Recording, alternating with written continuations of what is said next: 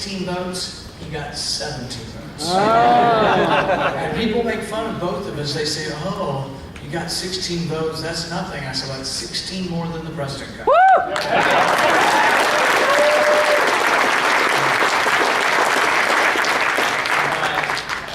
I'm kidding about not liking Mike Lee. He's one of the great allies. He's one of the great allies. He's one of the most knowledgeable constitutional scholars from the Liberty Movement. Knows more than I'll ever know about the Constitution, and when we have a question, we call Mike Lee. He's one of the heroes of the Liberty Movement. Please welcome the Senator from Utah, Mike Lee.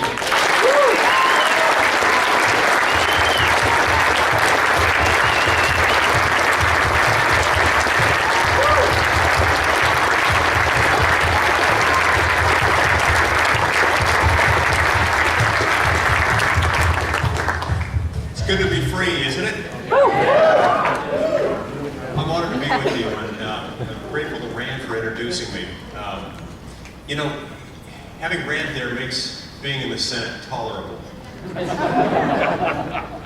It's good to have somebody else around who questions from time to time whether we've got the power to do whatever the flavor of the day is, whatever someone's imagined we should do today. It's kind of an interesting thing. But Rand is a champion of liberty. He's a good friend, and I'm grateful to have him there in the Senate. This summer, my sons, James and John, got to know Rand's son, Duncan, and they became good friends. And in fact, we all went to the White House Congressional Family Barbecue or something along those lines. And my sons later told me that they, James and John and Duncan Paul, found the Attorney General there, and they kept walking past the Attorney General of the United States, Mr. Holder. And as they passed him, they couldn't help themselves, and they ended up making several references to the movie Fast and Furious.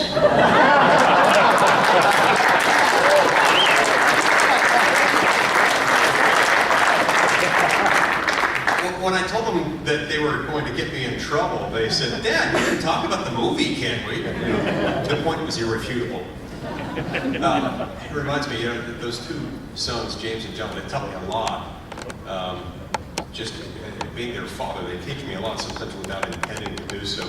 Not too long ago, I was driving down the street with them. We were listening to a song on the radio. A song we had heard many times, a song with an upbeat, catchy tune. And all of a sudden, for the first time, even though I had heard this song a number of times, I started listening to the words. All of a sudden I realized, these words are terrible.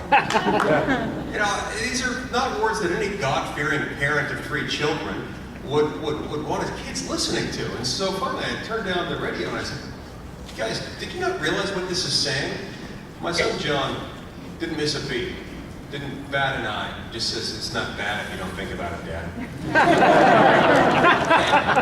The thought occurred to me, oh my God, my son John is advising the President of the United States.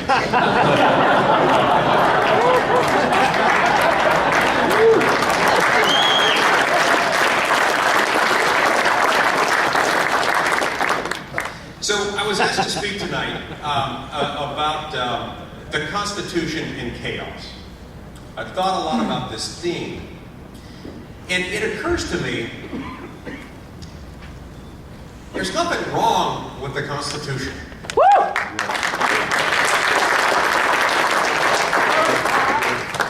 Nothing wrong with it. It's not in chaos.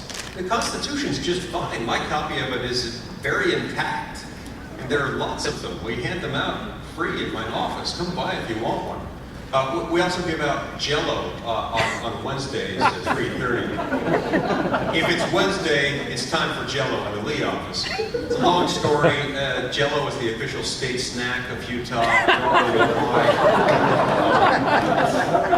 We consume more Jell-O per capita in Utah than any other state in the union. Why? It's just something we do. It's cheap. Mormons have big families and not a lot of money, so they serve Jell-O. I don't know why. Anyway, if you ever want a copy of the Constitution or Jell-O, come to my office Wednesday at 3:30. But that's where the similarities between the Constitution and Jell-O end. One is a squishy, malleable, semi-liquid, semi-solid substance, and the other one provides the instructions for our republic to operate.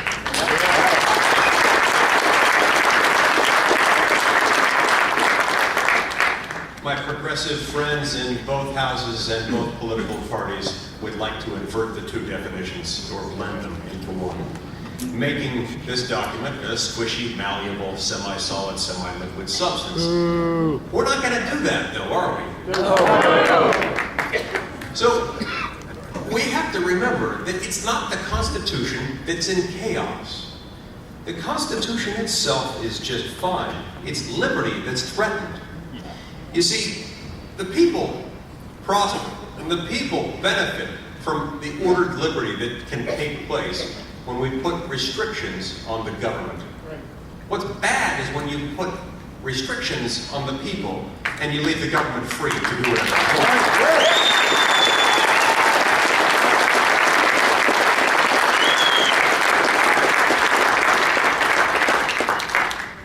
So, to the extent we're living in chaos, it's not the Constitution's fault. It's the fault of the people charged with administering it.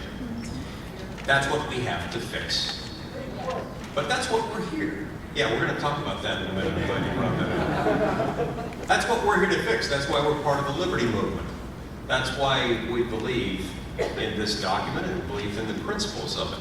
It's because in order to have ordered liberty, and in order to enjoy the prosperity that comes from ordered liberty, you have to have order in the government, which means that the government has some things that are off limits. So how do we get away from the chaos? How do we move away from the chaos and into the light of liberty? There are a few steps that we can take, and I'd like to talk to you about a few of the steps that I'm taking as a member of the United States Senate to help bring that about. The first one that I think is very important, has to do with the personal pledge that I made. And I made a long time ago before I even got into the U.S. Senate race, a pledge that I made at the outset of my U.S. Senate campaign, throughout the campaign, and one that I made again when I was sworn into office. Rand Paul and I both took an oath to uphold the Constitution and to protect it from all enemies, foreign and domestic. Article 6 of the Constitution requires us to take that oath, and every member of Congress in both houses is required to take that oath. But as I see it, and I believe as Rand sees it, the pledge means that we'll do more to protect the Constitution than simply doing whatever the courts have not yet said they themselves will interfere with the government doing.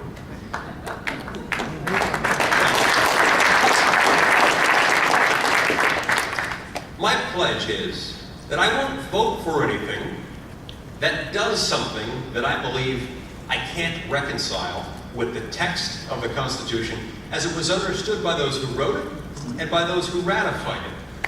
If I can't reconcile it, I won't vote for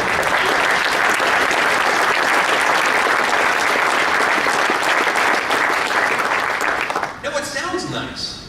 And, you know, at the outset, a lot of people will agree with it. You'll see people nodding, even in audiences that you would expect wouldn't consist of a bunch of liberty-loving folk like us.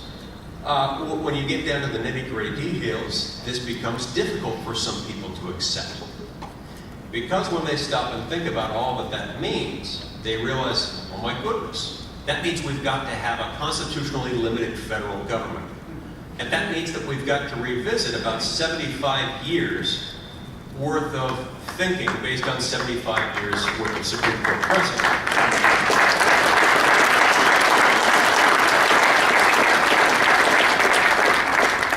But I want to be clear about something. That doesn't mean that we wait for the courts to go back and revise that 75 years worth of precedent. We can't wait. If we were to wait that long, it would take forever. Our great-great-great-grandchildren would still be laboring under this sprawling national government with an unlimited mission creep. It has to occur within the political branches. And it has to start occurring now. Which means we have to elect people who understand the difference between constitutionality, full constitutionality, as in the ability to reconcile something with the text, the original understanding, the historical understanding of the Constitution on the one hand, and on the other hand, that loose set of principles that consists of whatever restrictions the federal courts are willing to enforce. Now, in saying this, I don't necessarily mean to levy all of my attack on the Supreme Court of the United States. Now, I'm not praising the court either. But I want to point out that the court has a different task than we do as members of Congress. The court is there to step in from time to time if we are too foolish, if we are too stubborn, if we are too unwilling to discipline ourselves, and to identify certain things as simply beyond the pale, such that the courts have to intervene and say that's unconstitutional. Now, I don't think they intervene nearly enough, certainly not when it comes to limited federal power, and they haven't done so for about 75 years.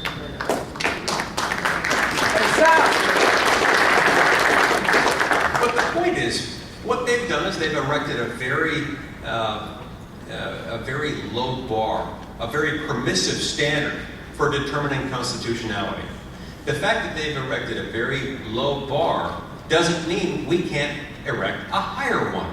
It certainly doesn't mean we can't hold ourselves to a higher standard. And that's exactly what we who are part of the liberty movement seek to do every single day, is to raise that bar. So we have to revisit some of what this means.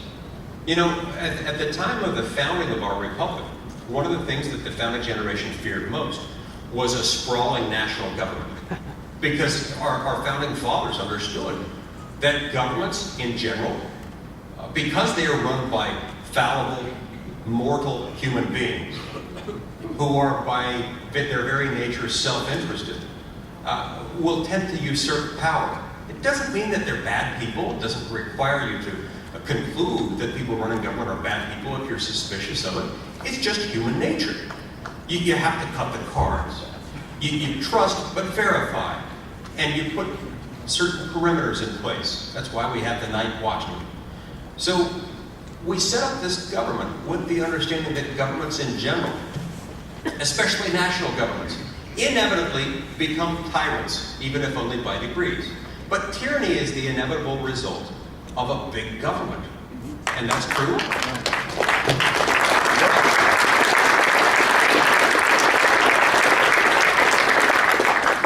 It's especially true of a big national government. And it turns out that this remains true whether the government in question is headed by a king, on the one hand, or by an elected president, on the other hand. Or, as it turns out, by an elected president who thinks he's a king.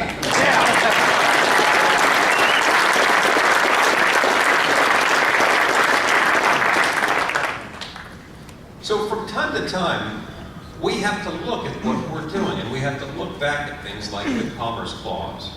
The clause that has been the basis, the purported basis for so much legislation over the last 75 years. We look back at the fact that the founding generation understood this as a relatively limited power. One that wouldn't deflate James Madison's understanding that the powers of the federal government were few and defined, while those reserved to the states were numerous and indefinite.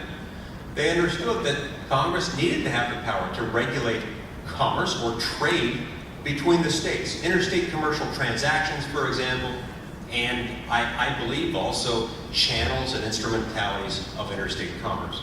So interstate airways, waterways, today I would add airwaves, things that are truly interstate and are the channels of commerce are appropriately subject to congressional regulation.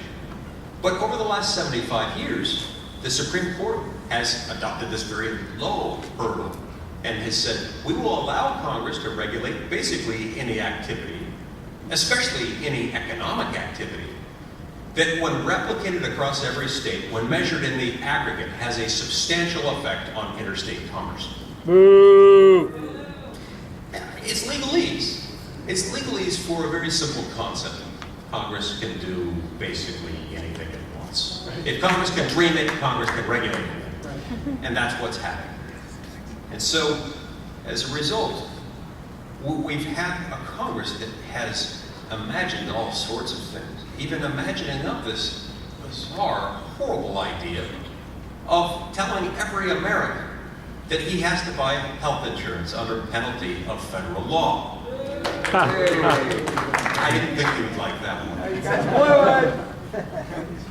Under penalty of federal law, and now guess what power they relied on? The Commerce Clause. the Commerce Clause, because only twice at that point, at the time it was passed over the last 75 years, only twice had the Supreme Court identified any exercise of Congress's power under the Commerce Clause as an excess of that power, as falling outside of that properly authorized power. And so they thought this is probably a pretty safe bet. So this time, Congress got sloppy, it got reckless, it wielded that power too broadly. The Supreme Court reviewed it and said, okay, this is number 3. We finally found a third one that falls outside of Congress's Commerce Clause power. Regrettably, it didn't take. Regrettably, Chief Justice Roberts, who is someone that I have long respected and admired until now, or at least this decision being a major exception to that respect, a major, major exception, essentially rewrote the law in order to save it. Now, Page Roberts! yeah, I'm not a big fan of that opinion, and I get a little sick to my stomach every time I hear someone suggest that it might have been a victory for conservatives, that he was accomplishing some secret conservative mission by doing this. Don't believe it. It isn't true. It isn't defensible, not even for a minute. Here's what's really bad about that decision. So some people will say it's still a good thing, at least he found something outside the Commerce Clause that, that Congress can't do. Well, we already knew that, didn't we? We already knew that inactivity is an economic activity. And so we're no better off for that part of the decision than we were before. Congress can already do just about anything it wants. But this one made it much, much worse. Because this time around, he said, not only are we, the court, going to defer to almost anything you pass under the Commerce Clause, but if you happen to make the mistake Congress made here, if you're so bad at drafting legislation that you draft something so broad and so sloppily written that we can't sustain it even under the Commerce Clause, don't worry, we'll rewrite it for you, and we'll make it okay. That was wrong, it was lawless, it was cowardly, and we have to undo it.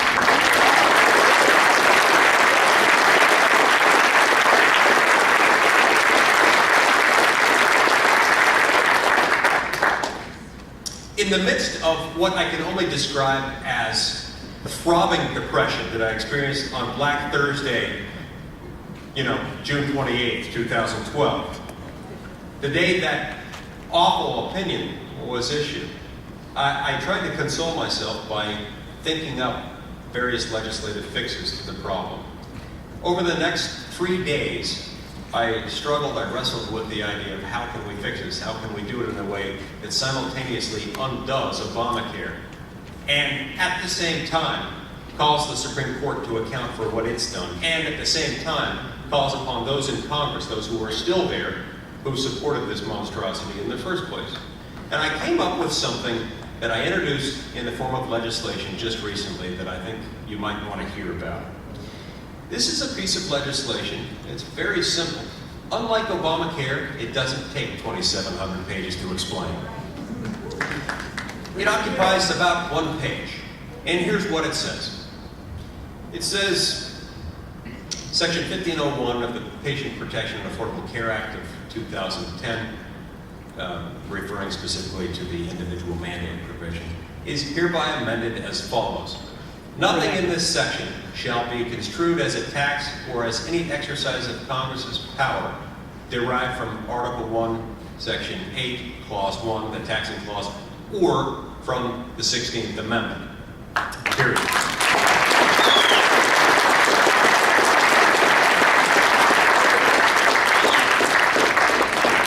Now here's what this does. We put it up, and all of a sudden those who supported it, those same people who, by the way, the day after the Obamacare ruling was announced, were saying, tax? No, we didn't uphold this as we didn't pass this as a tax. This is not a tax. They're still calling it something else. The Obama administration itself is still calling it not a tax, even though it was upheld only as a tax because the Supreme Court basically rewrote it that way. All of a sudden, they're going to have to fish or cut bait on that point. Okay, it either is or it isn't a tax. If it's not a tax, vote for my legislation to make clear that it's not a tax. If, on the other hand, you do vote for it, and my bill does pass, then what Congress has done is it's told the Supreme Court and the entire country, in essence, okay, this wasn't passed as a tax in the first place. In fact, Congress went out of its way to make it not a tax. In fact, Congress expressly considered an earlier version of the Affordable Care Act that enforced the mandate through a tax. And it rejected that because it was politically unpopular.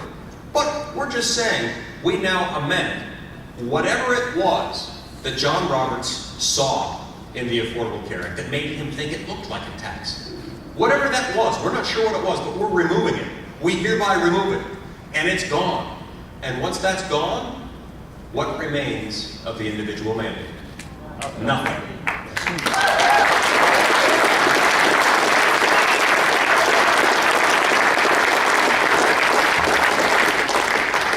And without the individual mandate, the entire construct of the Affordable Care Act crumbles.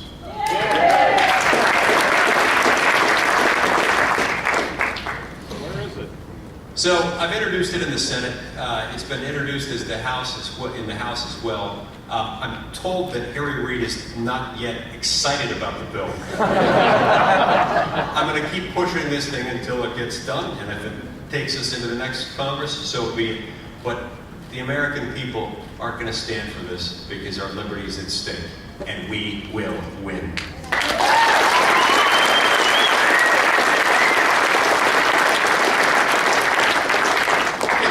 Something else for a minute. I want to move on. Bill number. Spencer, do you remember the bill number on this one? It's Senate Bill number 26749.8.3. Actually, I don't know. I should know that, I know, but I have a lot of numbers moving around my head. Brian Phillips from my staff is looking this up. We'll get it before you leave. Yeah, I'll get it to you, I promise. And yes, we'll get you that too. In fact, we'll get you an embossed copy. You should call it the Regurgitate the Poison Pill Act. What's that? Call it the Regurgitate the Poison Pill Act. Yes. I like it. We haven't given it a colloquial name yet, but I think that's good. Okay, can we talk about Fourth Amendment liberty for a second?